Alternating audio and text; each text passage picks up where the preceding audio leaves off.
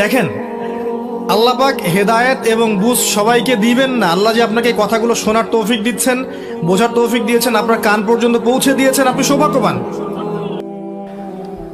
Basic হচ্ছে 5 ওয়াক্ত নামাজ। আমাদের মধ্যে কতজন মানুষ দৈনিক 5 ওয়াক্ত সালাত আদায় করি এটা বুঝতে হবে। বেসিক হচ্ছে আপনার যাকাত প্রদান করা। ইসলামের বেসিক হচ্ছে আপনার পরিবারে পর্দা থাকবে। ইসলামের বেসিক আপনার পরিবারে তালিম হবে। প্রত্যেক পরিবার থেকে একটা করে মানুষ অন্তত পক্ষে কোরআনওয়ালা হবে, আলেম হবে বা হাফেজ হবে, এটা আমাদের দাবি ছিল। এগুলো বেসিক, যে মুসলিমরা হালাল খাবে, হারামে সম্পৃক্ত হবে না, সাধ্য মতো আল্লাহর দ্বীনের দাওয়াত দিবে মানুষকে। এগুলো বেসিক। এই বেসিকগুলো ঠিক আছে কিনা খেয়াল করে দেখেন। আমি আপনাকে গ্যারান্টি দিচ্ছি এই বেসিকগুলো আমাদের ঠিক নাই। এমন পরিবার খুঁজে পাবেন না যে পরিবারের মধ্যে অলমোস্ট 100% মানুষ 5 ওয়াক্ত নামাজ পড়ে। এখন এই যুগে খুঁজে পাওয়া দুষ্কর, ইল্লা মাশাআল্লাহ। এমন পরিবার আপনি খুঁজে পাবেন না যেখানে দেখবেন প্রত্যেক সদস্য কোরআন তেলাওয়াত করতে পারে, ইল্লা মাশাআল্লাহ, বা কোরআনের হাফেজ বা আলেম হয়েছে, খুব কম। এমন পরিবার এখন খুঁজে পাওয়া দুষ্কর যেখানে প্রত্যেকটা রিজিক হালাল, পরিবারের মধ্যে কোনো অপসংস্কৃতি নাই, পরিবারের মধ্যে ফ্রি মিক্সিং নাই, সুদ নাই, হারাম টাকা আসছে না, বেপরদামি নাই। পরিবারের ছেলেমেয়েরা আল্লাহর ওয়াস্তে আল্লাহর লাইনে পড়াশোনা করছে, দ্বীনের খেদমত করার চেষ্টা করছে, এমন পরিবার খুব রেয়ার। যখন বেসিক ঠিক থাকবে না তখন বড় বড় স্বপ্ন দেখে আসলে কোনো লাভ নাই। একটা বিল্ডিং নির্মাণ করতে চান, তার বেস যদি ঠিক না থাকে তাহলে আপনি 10-20 তলার স্বপ্ন দেখে আসলে কোনো ফায়দা নাই। এর পরেও আছে যারা দ্বীনের রিপ্রেজেন্টেটিভ, তাদের মধ্যে আপনি দেখবেন ভিতরে দ্বীন নাই। বাইরে যদিও মনে হয় যে দ্বীন দিয়ে ভর্তি, ভিতরে আসলে দ্বীনের কোনো বালাই নাই, ইল্লা মাশাআল্লাহ। আবার আপনি দেখবেন যারা ধর্মতাত্ত্বিক ক্ষেত্রে জাতিকে দিক নির্দেশনা দিবে, এরাই শতদা বিভক্ত, 1000টা দলে, এবং প্রত্যেকেই বলছে যে আমি হক, বাকি সবাই বাতিল।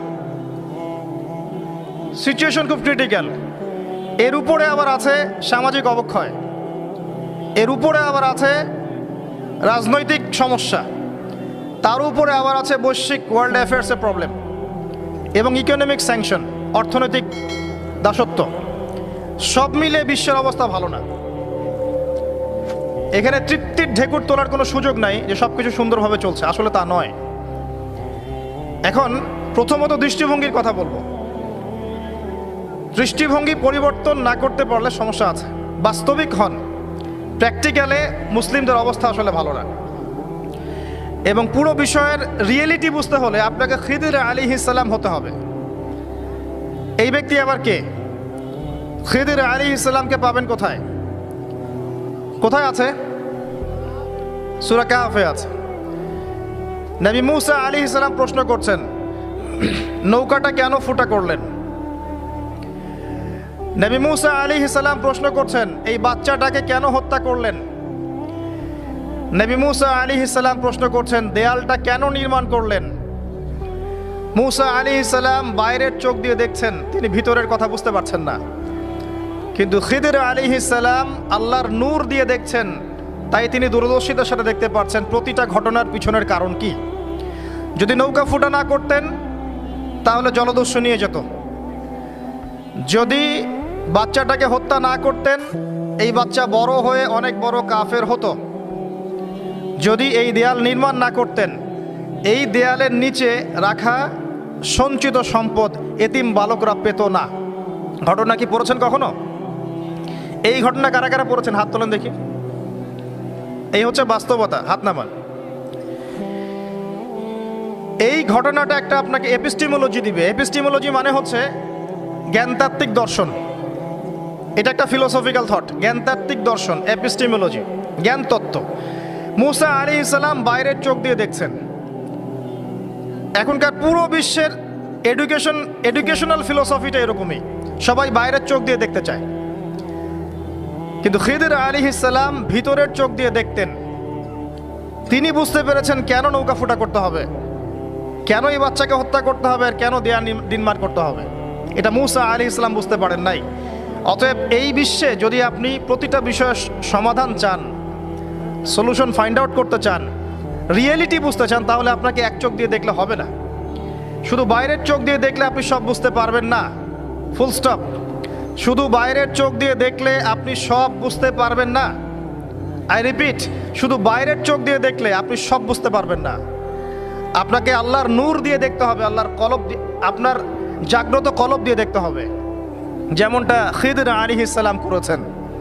বাহ্যিক চোখ দিয়ে আপনি সব কিছুকে দেখলে মনে হবে যে বিশ্ব এগিয়ে যাচ্ছে, কিন্তু ভিতর দিয়ে দেখলে, আল্লাহর নূর দিয়ে দেখলে বুঝতে পারবেন বিশ্ব আগাচ্ছে ঠিকই, কিন্তু তার ধ্বংসের দিকে আগাচ্ছে। সময়ের জন্য অপেক্ষা করতে থাকেন, এক পর্যায়ে কথাগুলো বুঝে আসবে ইনশাআল্লাহ। হয়তো এখন মাথার উপর দিয়ে যাচ্ছে, ইল্লা মাশাআল্লাহ। আগে জ্ঞানতাত্ত্বিক দর্শনটা ঠিক করেন। আমাদের দর্শনটা এখন এমন যে চাক্ষুষ যা দেখব সেটাই সত্য, অথবা পরীক্ষা নিরীক্ষা পর্যবেক্ষণের মাধ্যমে যে সিদ্ধান্তে আসা যাবে সেটাই সত্য। এবং আমাদেরকে পশ্চিমা বিশ্ব এটাই শিখিয়েছে, পশ্চিমারা আমাদেরকে এটাই শিখিয়েছে যে পরীক্ষা নিরীক্ষা, যুক্তি, বিজ্ঞান, দর্শন, এগুলোর মানদণ্ডে যা লাভ করা যাবে সেটাই জ্ঞান। এর বাইরে জ্ঞানের কোনো অস্তিত্ব নাই। এই জন্যে আল্লাহ তারা বিশ্বাস করে না, কারণ আল্লাহকে দেখা যায় না, সিম্পল। মালায়েকা, ফেরেশতা তারা বিশ্বাস করে না, কারণ ফেরেশতাকে দেখা যায় না। জিন জাতিকে তারা বিশ্বাস করে না, কারণ তাকে দেখা যায় না। একইভাবে রূহ বা আত্মা, স্বপ্নের ব্যাখ্যা, আপনার ঘুম, আপনার কবরের আযাব, মিজান, পুলসিরাত, জান্নাত, জাহান্নাম, আগেকার আসমানি কিতাব, নবী রাসূলগণ, কাউকে দেখা যায় না, অতএব এগুলোর কোনো অস্তিত্ব নাই। এটা তাদের দর্শন, এবং এই ফিলোসফি দিয়ে সারা বিশ্ব এখন চলছে। লান নুমিনা লাকা হাত্তা নারাল্লাহা জাহরা, যেমনটা বনু ইসরাইল বলেছিল, সূরা বাকারার দিকে আছে প্রথম দিকে, হে মূসা, আমরা তোমার কথায় বিশ্বাস করব না যতক্ষণ না আল্লাহকে চাক্ষুষ দেখছি। কিন্তু Islamic philosophy different. Islamic philosophy হচ্ছে এমন, ওয়াকুলিল হাক্কু মির রাব্বিকুম, হক বা জ্ঞান, সত্য তোমার রবের পক্ষ থেকে আসে। ফালা তাকুনান্না মিনাল মুমতারিন, তুমি সন্দেহবাদীদের অন্তর্ভুক্ত হও না। সূরা কাফির 29 নম্বর আয়াতে আল্লাহ পাক আরো বলেছেন, ওয়াকুলিল হাক্কু মির রাব্বিকুম ফামান শাআ ফালইউমিন ওয়া মান শাআ ফালইয়াকফুর। হক আল্লাহর পক্ষ থেকে আসে, জ্ঞান আল্লাহর পক্ষ থেকে আসে, সত্য মিথ্যার মানদণ্ড আল্লাহর পক্ষ থেকে আসে, ন্যায় অন্যায়ের মানদণ্ড আল্লাহর পক্ষ থেকে আসে, মানুষের মস্তিষ্ক থেকে বের হয় না। আর আল্লাহর পক্ষ থেকে যা আসে তাকে যুক্তি, বিজ্ঞান, দর্শন এগুলো দিয়ে প্রমাণ করা যাবেই, এটা জরুরি না। এমন অনেক বিষয় হতে পারে আল্লাহর পক্ষ থেকে আসতে পারে যেটাকে আপনি যুক্তি, বিজ্ঞান, দর্শন দিয়ে প্রমাণ করতে পারবেন না, কারণ এগুলোর সীমাবদ্ধতা আছে, আল্লাহর জ্ঞানের কোনো সীমাবদ্ধতা নাই। আমার কথা কি বোঝা যায়? কথাগুলো হয়তো ইয়াংরা বুঝতে পারবেন, আর আমি জানি লেকচার যত আগাবে মুরব্বীরা তত উঠে চলে যাবে। আমি এটা ফিল করেছি আর কি। কিন্তু আমি এটা বিশ্বাস করি, আগামী দিনের ইসলামের ধারক এবং বাহক হবেন যুবকরা ইনশাআল্লাহ, এবং যুবতীরাও, এবং আমাদের পরবর্তী জেনারেশন যারা আমাদের ছেলে বা মেয়েরা আসছে, তারা আমাদেরকে দ্বারা যদি খেদমত না হয়, কাজ না হয়, এবং আমরা যদি দায়িত্ব পালন করতে না পারি, আল্লাহ পাকের একটা সুন্নাহ আছে, সেটা হলো সূরা মুহাম্মাদের শেষের দিকে আছে, ইয়াস্তাবদিল কওমান গায়রাকুম, আল্লাহ পাক অন্য কওমকে তোমাদের জায়গায় নিয়ে আসবেন, তোমাদেরকে সরিয়ে দিবেন। আমার মতো অপদার্থকে দিয়ে যদি কাজ না হয়, আল্লাহ পাক আমাদেরকে সরিয়ে দিবেন, দিয়ে অন্য বড় বড় স্কলার তৈরি করবেন ইনশাআল্লাহ। আল্লাহ পাকের সুন্নাহ আছে কিছু, ইন তানসুরুল্লাহ ইয়ানসুরুকুম, তোমরা যদি আল্লাহকে সাহায্য করো, আল্লাহর দ্বীনকে সাহায্য করো, তবেই আল্লাহর সাহায্য আসবে, অন্যথায় আসবে না। আল্লাহ পাকের সুন্নাহ, আল্লাহর সুন্নাহ এগুলা। নাসুল্লাহ ফানাসিয়াহুম, মানুষ যদি আল্লাহকে ভুলে যায়, আল্লাহ তাদেরকে ভুলে যাবেন, এগুলো আল্লাহর সুন্নাহ। ইন্নাল্লাহা লা ইউগাইয়িরু মা বিকওমিন হাত্তা ইউগাইয়িরু মা বিআনফুসিহিম, আল্লাহ পাক কোনো কওমের অবস্থা ততক্ষণ পরিবর্তন করেন না যতক্ষণ তারা তাদের অবস্থা পরিবর্তনের চেষ্টা করে না। এগুলো আল্লাহর সুন্নাহ। তাই আমাদেরকে দিয়ে যদি কাজ না হয়, খেদমত না হয়, উম্মার যদি কোনো কল্যাণ না থাকে, আল্লাহ পাক আমাদের সবাইকে সরিয়ে দিবেন ইনশাআল্লাহ, এবং নতুন কওমকে নিয়ে আসবেন। এমন হতে পারে অমুসলিমদেরকে আল্লাহ পাক ইসলামের সৌন্দর্য দেখিয়ে, ইসলাম কবুল করিয়ে এইসব জায়গায় নিয়ে আসবেন, তারা দিনের খেদমত করবে ইনশাআল্লাহ।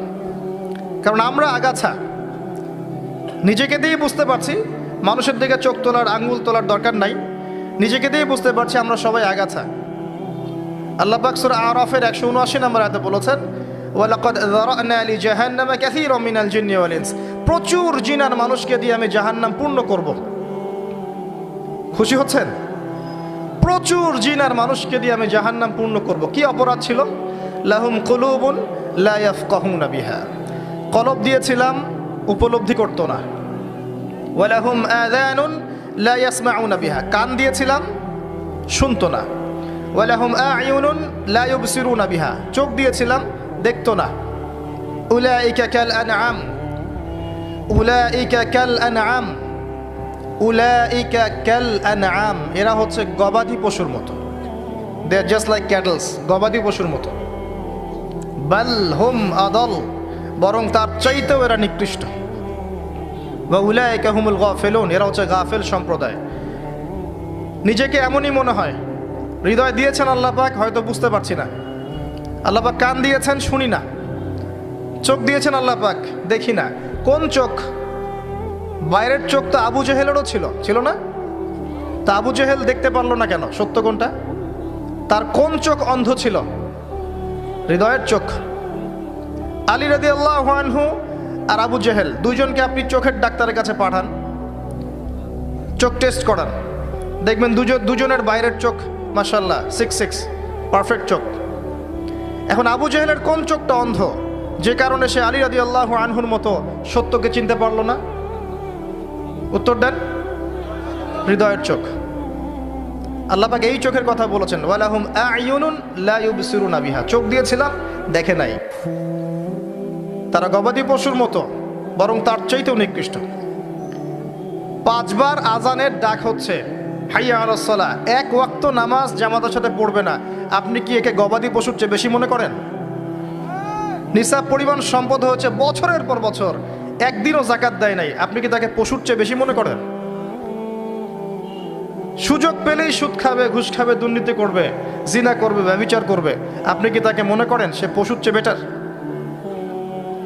ছেলেদের পোশাক পরে রাস্তাঘাটে ঘুরছে, আপনি কি মনে করছেন পশুর চেয়ে বেটার? জুয়া, ক্যাসিনো, মাদকের মধ্যে ডুবে আছে টিকটক প্রজন্ম, টিকটক প্যারালাইজড প্রজন্ম, অপদার্থ, জানোয়ারের মতো এবং একই সাথে বুদ্ধিবৃত্তিকভাবে প্রতিবন্ধী। এই প্রজন্মকে দিয়ে আপনি আশা করছেন ইসলামের পতাকা নিয়ে তারা সামনে যাবে? এরা কি জন্তু জানোয়ারের চেয়ে বেটার? জীবনের কোনো উদ্দেশ্যও নাই। এই যে বাবা মা পড়াশোনা করাচ্ছে, টাকা খরচ করছে লক্ষ লক্ষ কোটি কোটি টাকা, ওর জীবনে কোনো উদ্দেশ্যই নাই। 20 বছর 25 বছর পড়াশোনা করার পরে 25টা কোরআনের আয়াত সে বলতে পারে না। এটা তো অনেক দূরের কথা, ইভেন ওযুর ফরজ কয়টা তাও বলতে পারবে না। কি আশা করছেন? ধর্মতাত্ত্বিকভাবে আমরা যারা আছি দেখবেন সত্য লিপিবদ্ধ আছে কোরআন এবং হাদিসে, তারপরেও স্বীকার করবে না। সে নিজেই হক, বাকি সব বাতিল। উম্মাকে টুকরা টুকরা করতে করতে এখন 73,000 দলে ভাগ করে ফেলেছে। একটা ব্যক্তি যখন হেদায়েত প্রাপ্ত হয়ে ইসলামের দিকে আসতে চাইবে, সে কনফিউজড, আমি যাব কোথায়? সবাই তো আমাকে ডাকছে হ্যামিলনের বাসিওয়ালার মতো, আসো আমার কাছে, আসো তোমার জান্নাত দরকার, আমার কাছে আসো, জান্নাতের সার্টিফিকেট নিয়ে যাও, জান্নাতের লিজ লাগলে নিয়ে যাও। অ্যাটিটিউড এরকম। আল্লাহ পাক এমনি বলেন নাই উলাইকা কাল আনআম, এরা গবাদি পশুর মতো, বাল হুম আদল, বরং তার চাইতেও নিকৃষ্ট। আল্লাহর সুন্নাহ বলছিলাম, যদি আমাদের অ্যাটিটিউড এমন হয়, আল্লাহ পাক আমাদেরকে সরিয়ে দিবেন। আল্লাহ পাকের কিচ্ছু যায় আসে না। এর বাইরে ম্যাক্সিমাম মানুষকে দেখবেন বস্তুবাদী, শুধু পেটের চিন্তা। একটা বাড়ি, একটা গাড়ি, একটা জমি জমা, একটা চাকরি, একটা স্ট্যাটাস, আমি 3 বেলা কিভাবে খাবো, আমার পরিবার কিভাবে সিকিউর থাকবে, দ্যাটস অল। এটাই আমার লাইফের উদ্দেশ্য। ম্যাক্সিমাম আমাদের, কি দাড়িওয়ালার কি দাড়ি ছাড়া, সবারই। হ্যাঁ, আমরা যারা ইসলামের রিপ্রেজেন্টেটিভ সেজে বসে আছি, এইসব চেয়ারে বসছি, এদের মধ্যে অনেক মানুষ আছে যাদের উদ্দেশ্য দুনিয়া। এবং আমি এটা আরো ভালো বুঝতে পেরেছি এই মাহফিল করতে এসে। তার আগে আমার এগুলো বোঝা ছিল না। এরপরে বুঝতে পেরেছি যে মানুষ আসলে দুনিয়ার নেশে এত সহজে ছাড়তে পারে না। তো কাদের হাতে আপনি ইসলামের বিজয় যাচ্ছেন? আল্লাহু আ'লাম। আমাদের দ্বারা যদি না হয়, আল্লাহ পাক সরিয়ে দিবেন। কেমন করে সরাবেন? হয়তো করোনা দিয়ে সরাবেন, তো মহামারী দিয়ে সরাবেন, আরও বড় কোনো ভাইরাস দিয়ে সরাতে পারেন, পারমাণবিক যুদ্ধ দিয়ে সরাতে পারেন। আল্লাহ পাক সরিয়ে দিবেন। আল্লাহ পাকের কোনো প্রয়োজন নাই গবাদি পশু। আমি বলি আপনাকে যে এখানে যে আল্লাহ পাক বলেছেন বেশিরভাগ মানুষকে জাহান্নামের জন্য সৃষ্টি করেছি, তাদের সংখ্যাটা আল্লাহ পাক বলেছেন সূরা সহিহ বুখারীর মধ্যে 4 বার।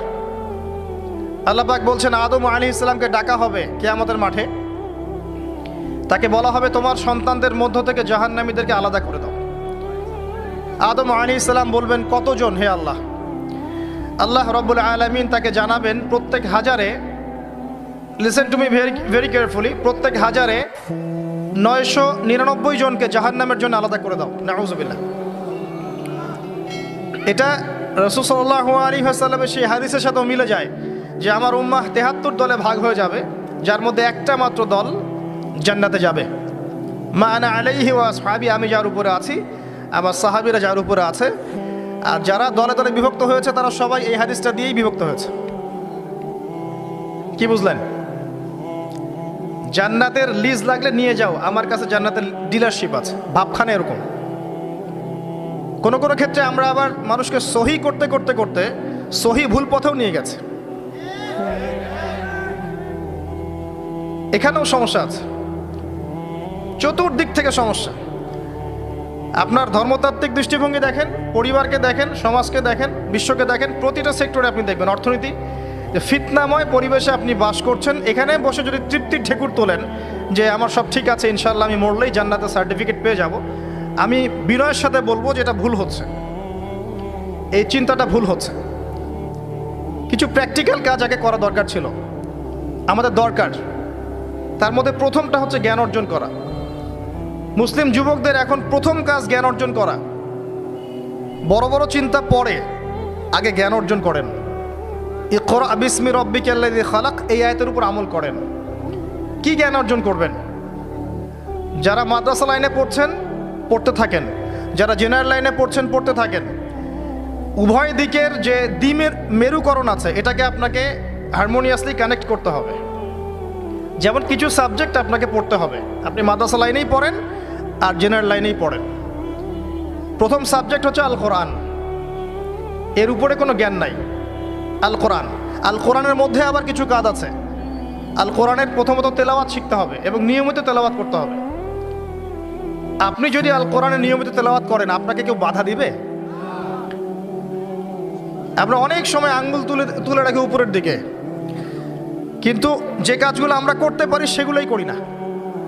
আপনি কোরআন চর্চা করেন, কেউ বাধা দিবে? প্রথম সাবজেক্ট আপনার কোরআন, এর তিলাওয়াত। এরপরে হচ্ছে অ্যারাবিক ল্যাঙ্গুয়েজ। অ্যারাবিক ল্যাঙ্গুয়েজের মধ্যে নাহু সরফ শিখতে হবে। মাদ্রাসার যে ক্লাসিক্যাল বইগুলো আছে সরফের এবং নাহুর, এসো আরবি শিখি, আবু তাহের মেজবা শাইখের যে কোর্সগুলো আছে, বরেণ্য ওলামায়ে কেরাম যারা আছেন কওমি মাদ্রাসার এবং যারা অ্যারাবিক সেকশনে খেদমত করছেন, এদের কাছে গিয়ে পড়ে থাকেন। পড়ে থেকে অ্যারাবিকটা শেখেন। অ্যারাবিক শিখলে আপনি কোরআনের অর্থটা বুঝতে পারবেন। আর কোরআনের অর্থ না বুঝলে আল্লাহর নূর আপনার কলবে আসবে না। কোরআনের অর্থ না বুঝলে আল্লাহ নূর কোশ্চিন কালেও আসবে না, আপনি খিদির হতে পারবেন না। এবং এই কোরআন কোনো সাম্প্রদায়িক বই নয়, এটা সবার জন্যে। এই কোরআন সবার জন্যে, পুরো মানব জাতির জন্যেই। শুধু আমাদের মুসলিমদের অথরিটি না, এটা আমাদের পৈতৃক সম্পত্তি নয়, এটা পুরো মানব জাতির জন্যে। এবং কোরআনের সাথে আপনাকে তাফসিরগুলো পড়তে হবে। আপনার কাছে যে তাফসিরটা ভালো মনে হয়, হোক সেটা জালালাইন অথবা মারিফুল কোরআন অথবা ইবনে কাসির, যেটা আপনার কাছে বেস্ট মনে হয় সেটাই পড়েন। আমি এখানে সংকীর্ণ মানসিকতা আর মানহাজ মাযহাবের এই যে বিভক্তি, এগুলো থেকে আপনাদেরকে ঊর্ধ্বে চিন্তা করতে বলছে।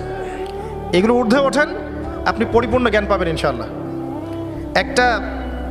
একটা সম্প্রদায়ের সাথে কানেক্টেড হয়ে থাকলে বাকিদের কাছ থেকে আর জ্ঞান পাবেন না, ফুল স্টপ। আপনি একটা সম্প্রদায়ভুক্ত হয়ে গেলে আপনি বাকিদের থেকে আর জ্ঞান পাবেন না।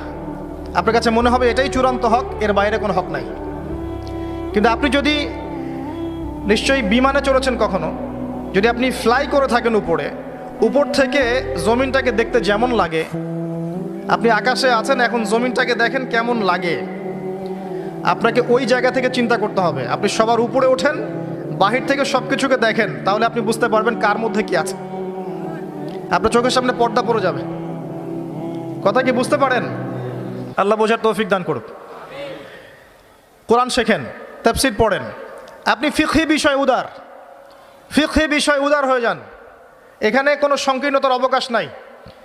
ইসলামের বৈচিত্র্য ইসলামের সৌন্দর্য, ইসলামের এই বৈচিত্র্যটাই ইসলামের সৌন্দর্য। কেউ যদি বলে যে এই দল এটাই চূড়ান্ত হক, এর বাইরে হকের কোনো মানদণ্ড নাই, সে ডাহা মিথ্যা কথা বলছে। ফিকহি বিষয়ে সাহাবায়ে কেরাম উদার ছিলেন। যাদের কাছে যতটুকু দলিল পৌঁছেছে অতটুকুর আলোকে তারা তাদের দল বানিয়ে নিয়েছে। কিন্তু এর মাঝখানেও একটা উম্মাতান ওয়াসাতা আছে, মধ্যম পন্থায় চিন্তা আপনাকে করতে হবে, সংকীর্ণ মানসিকতা থেকে বের হতে হবে। ওই আব্বাসীয় খেলাফতের সময় যখন মঙ্গোলিয়ানরা আক্রমণ করেছিল বাগদাদকে, এই জায়গাটা ভালো করে বোঝেন। যখন মঙ্গোলিয়ানরা আক্রমণ করেছে বাগদাদকে, তখনও কিছু মানুষ বসে বসে ঝগড়া করছিল, বাহাস করছিল যে কাকড়া খাওয়া হালাল না হারাম। আমার কথা বুঝতে পারেন? কাকড়া খাওয়া হালাল না হারাম এটা নিয়ে বাহাস করছিল। অলরেডি মঙ্গোলিয়ানরা হামলা করে দিয়েছে। পুরো বৈশ্বিক প্রেক্ষাপটে আমরা এখন সেটাই করছি।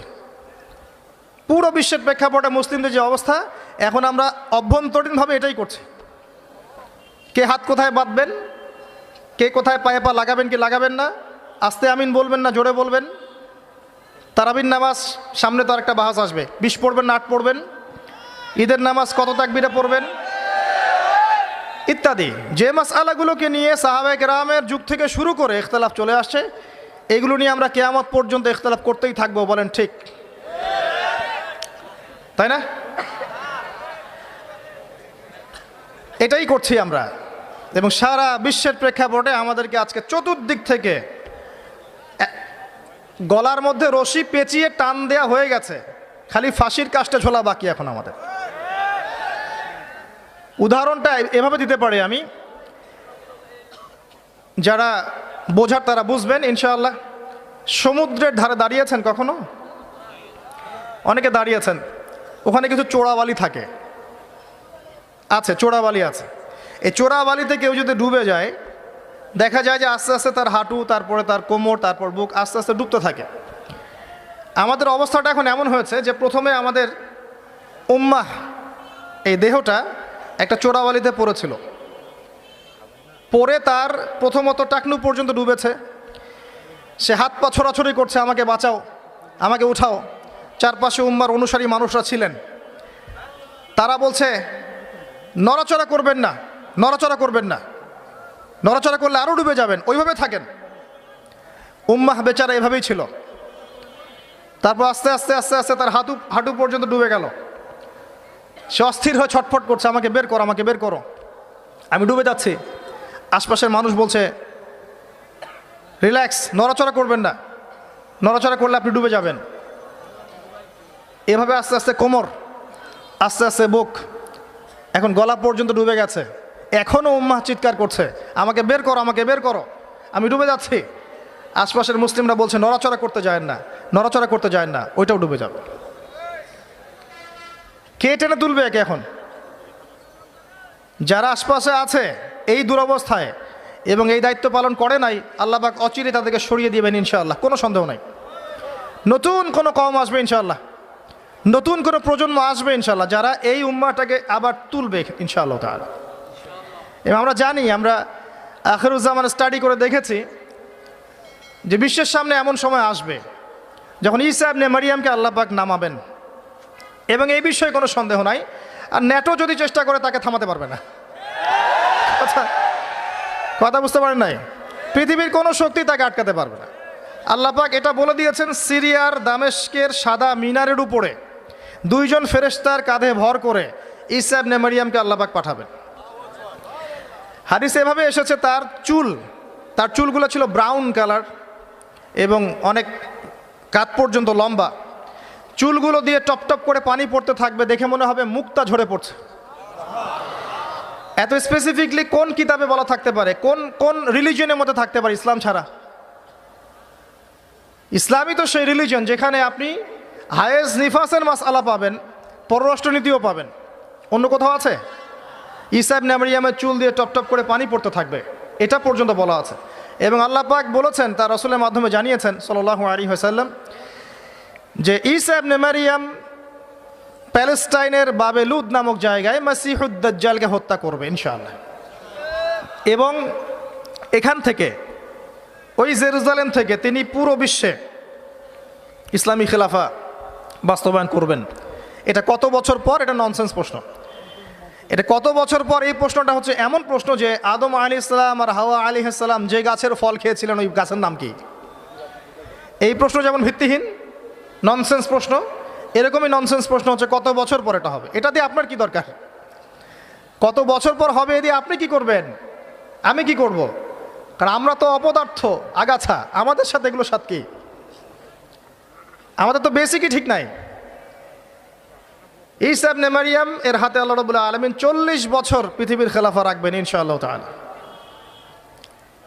তখনকার যে প্রজন্মটা থাকবে, এই প্রজন্ম ইনশাআল্লাহ ওই চোরাবালিতে ডুবে যাওয়া উম্মাহকে টেনে বের করবে ইনশাআল্লাহ আযজা ওয়া জাল। এখন সময়ের অপেক্ষা করে বসে থাকার জন্য আপনাকে পাঠানো হয়নি, আমাকে পাঠানো হয়নি। আল্লাহ পাক কিছু দায়িত্ব দিয়েছেন। প্রথমটা বলছিলাম, আপনাকে জ্ঞান অর্জন করতে হবে, এবং জ্ঞান অর্জনের প্রথম ধাপ হচ্ছে আল কোরআন। যে সেক্টরেই পড়াশোনা করেন, তারপরে আপনি আসবেন আরবি ভাষা সাহিত্যে, এরপরে আসবেন তাফসিরে, অনুবাদে, এরপরে হাদিসের কিতাবগুলো পড়বেন। এবং লাভ দিয়ে কঠিন হাদিস পড়তে যাবেন না, রিকোয়েস্ট। আগে লাভ দিয়ে খপ করে সহিহ বুখারী ধরতে যাবেন না, আপনি বিভ্রান্ত হয়ে যাবেন। আই রিপিট, লাভ দিয়ে খপ করে সহিহ বুখারী ধরতে যাবেন না, আপনি বিভ্রান্ত হয়ে যাবেন। বলতে পারেন যে বেদাতি কথা বলছি কিনা, এটা ফকিহদের কথা, যারা ফুকাহায়ে কেরাম তাদের কথা। কারণ লাভ দিয়ে কেউ MBA পড়তে পারে না, লাভ দিয়ে কেউ মেডিকেল সায়েন্সের বই পড়তে পারে না, 1 লাফে কেউ এই যে ডক্টরেট করতে পারে না, পারে? তাকে ধাপে ধাপে উঠতে হয়, আপনাকে ধাপে ধাপে উঠতে হবে। হাদিসে আরবাইন দিয়ে শুরু করেন। এই যে মাদ্রাসায় কওমি নিসাবে যারা পড়েছেন সবাই জানেন এই বিষয়গুলো। ফয়জুল কালাম দিয়ে শুরু করেন, ক্লাসিক্যাল বই, বুলুগুল মারাম মিন আদিল্লাতিল আহকাম, এগুলো দিয়ে আগান। মিশকাতুল মাসাবিহ দিয়ে আগান। মিশকাত পড়তেই তো দাঁত ভেঙে যায়, এত সহজ মনে করেছেন? 2-4 পাতা হাদিস পড়ে নিজেকে মুফতি মনে করবেন না। ক্লাসিক্যাল বইগুলো অনেক কঠিন, এবং যারা আলেম ওলামা হয়েছেন এমনি এমনি হন নাই, সুদীর্ঘ পথ পাড়ি দিয়ে আলেম হয়েছেন। যখন আপনি কম জানবেন তখন মনে হবে যে আমি অনেক জানি, যখন বেশি জানবেন মনে হবে কিচ্ছু জানি না। আমার কথা বুঝতে চেষ্টা করেন। যখন কম জানবেন মনে হবে অনেক জানি, আমি পণ্ডিত, এটা হালাল, এটা হারাম, এটা জায়েজ, এটা নাজায়েজ। যত বেশি জানতে থাকবেন, যত বেশি আলেম ওলামার সোহবতে পড়ে থাকবেন, দেখবেন আপনি কিচ্ছু জানেন না। এবং যত দিন যাচ্ছে আমি নিজেকে এই জায়গায় ফিল করি যে আমি আসলে কিছুই জানি না। এবং আমি যেখানে বসে কথা বলছি, রাতের অন্ধকারে আমার কান্না আসে যে আমি যে এখানে বসে কথা বলছি, তাহলে উম্মার কি অবস্থা বোঝা আমার শেষ। কথা বুঝতে পারছেন না? এখানে বসা উচিত ছিল এমন মানুষের যাদের হাতে ইসলামের বিজয় হবে। সেখানে আমার মতো নগণ্য মানুষ বসে আছে, আর তার সাথে একটা ছবি তোলার জন্য মানুষ হুমড়ি খেয়ে পড়ছে। তারা চিন্তা করেন বাস্তবতা কি জিনিস। আল্লাহ পাক আমাদেরকে বুঝ দান করুক। প্রত্যেকটা ঘরে ঘরে একটা করে ইসমাইলের মতো ছেলে তৈরি করেন আলাইহিস সালাম। প্রত্যেকটা ঘরে ঘরে একটা ওমর এবং খালিদের মতো ছেলে তৈরি করেন। মারিয়াম, আয়েশা রাদিয়াল্লাহু আনহুমা তাদের মতো করে মেয়ে তৈরি করেন। আজকে থেকে 50 বছর পর একটা রেজাল্ট পাবেন ইনশাআল্লাহ। ইসলামের বিজয় হুট করে হবে না। আল্লাহ পাকের সিস্টেম, সুন্নাহ হচ্ছে আল্লাহ পাক হঠাৎ করে কিছু করেন না। রাত থেকে দিন হয়, ধীরে ধীরে হয়। দিন থেকে রাত হবে, ধীরে ধীরে হবে। ধাপ করে রাত হয় না, ধাপ করে দিন হয় না। আর আমরা এটা আশা করে বসে আছি যে ধাপ করে মনে হয় ইসলাম বিজয় হয়ে যাবে, জি না। ঈসা ইবনে মারিয়ামের সেই সময় আসতেও দেখবেন অনেক পর্যায়ে পার হবে, বিশ্ব এই অবস্থায় থাকবে না, 1/3 মানুষই থাকবে না, ডেড। এবং কে জানে আগামী 10 বছরের মধ্যে নাও থাকতে পারে, আল্লাহু আলাম। যা শুরু হয়েছে বিশ্বে, যারা আমাদেরকে হিউম্যানিটি শিখাতো, এক সময় মানবতা শিখাতো, এরাই দেখবেন এখন অমানবিক আচরণ করছে। এটা ওপেন সিক্রেট। যারা আমাদেরকে মানবতার ধ্বজাধারী হয়ে আমাদেরকে মানবতা শেখায়, আমরা যদি বাধ্য হয়ে কারো কাছে বহির্বিশ্বের কাছে ঋণ চাই, আমাদেরকে নিয়ে ঠাট্টা মশকরা করে। আর এগুলো এখন সব মিডিয়াতে আসে, আমাদেরকে কিছু মনেই করে না। অ্যারোগেন্ট জাতি এই পশ্চিমারা। আল্লাহ পাক এমন কলিউশন লাগিয়ে দিবেন যে ওরা আপোষে মারামারি করে শেষ হয়ে যাবে, দেখে নিন। আল্লাহ পাক এমন কলিউশন লাগিয়ে দিবে যে পুরো ওই জায়গাটা ধসে যাবে। পৃথিবীর 3টা বড় বড় ভূমিকম্প বাকি আছে এখনো, তার মধ্যে একটা হবে পশ্চিমা বিশ্বে, আর একটা অবশ্য পূর্ব দিকে যেখানে আমরাও থাকি, আরেকটা হচ্ছে আমাদের আমিরুল মুমিনিনদের দেশে, দুবাই, আরব কন্টিনেন্ট। তারা আমাদের এখন আমিরুল মুমিনিন না, অনেক মানুষ তাই মনে করেন যে আরবিতে কথা বললেই আমিরুল মুমিনিন, কাবাঘর একটু ঘষা মাজা করলেই আমিরুল মুমিনিন। সুবহানাল্লাহ। আপনি এক চোখ দিয়ে দেখেছেন, আপনার ভিতরের চোখ অন্ধ। ইসরায়েল পুরো জায়গা ক্যাপচার করে ফেলবে অচিরেই ইনশাআল্লাহ তাআলা, নাকের ডগায় বসেই, এবং মুসলিমরা মেনেও নিবে সেগুলা, তার সাথে বন্ধুত্ব করে ফেলবে, এবং সে ডমিনেট করবে পুরো আরব বিশ্বকে। চ্যালেঞ্জ করলাম, দেখে নিন ইনশাআল্লাহ তাআলা। আপনি এখন অন্ধ।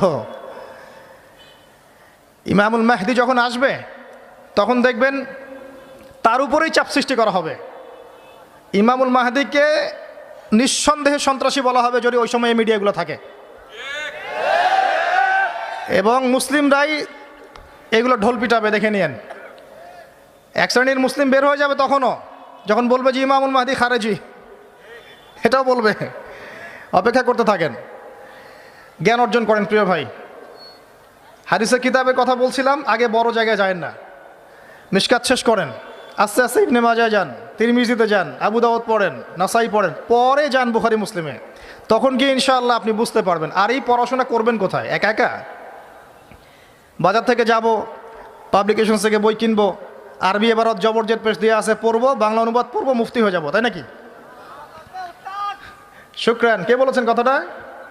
শুকরান। ওস্তাদ লাগবে, ওস্তাদ লাগবে, ওস্তাদ। আর ওস্তাদ খুঁজতে গিয়ে সাম্প্রদায়িক হয় না যে আমি এই মাযহাব ফলো করি, এই মাযহাবের বাইরে কোনো ওস্তাদ নিব না, আমি এই দল করি, এই দলের বাইরে কোনো ওস্তাদ নিব না। তখন কি হবে? আপনি দলীয় সাম্প্রদায়িকতায় চলে যাবেন। আপনিও তখন মুকাল্লিদ হবেন। মানুষকে মুকাল্লিদ বলছেন, আপনি নিজেও তো মুকাল্লিদ। একজন আলেম বই লিখেছেন, ধরেন আমার হাতে একটা বই আছে, নামাজ শিক্ষার বই, কথার কথা।